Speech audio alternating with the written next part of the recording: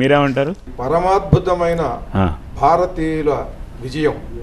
సీతని రావణాసురుడు ఎత్తుకుని వెళ్ళిపోతే ఎవడెత్తుకు వెళ్ళిపోయాడో తన భార్యను తెలియదు, ఎక్కడ ఉన్నదో తెలియదు.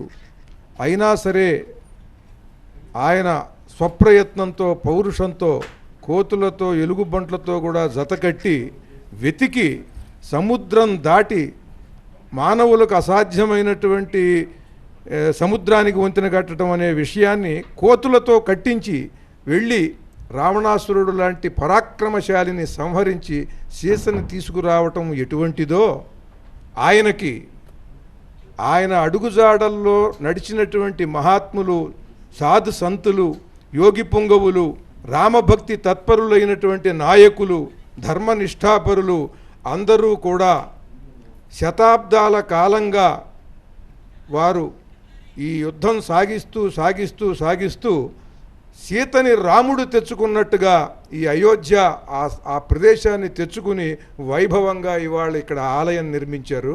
ఇది మన ప్రతి భారతీయుడికి కూడా గర్వకారణం.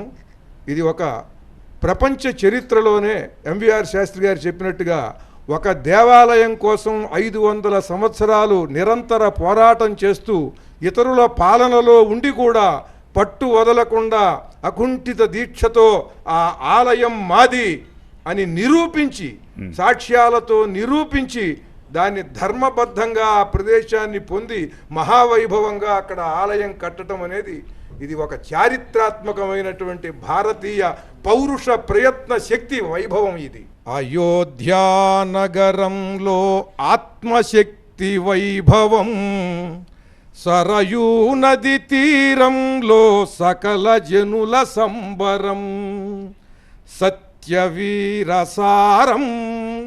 రామమందిరం, సప్త ఋషులు పులకించే రామమందిరం, భారతీయ హిందూ శతభక్త కోటి చైతన్యం, శతాబ్దకాల తీవ్ర మహాప్రయత్నశీలం,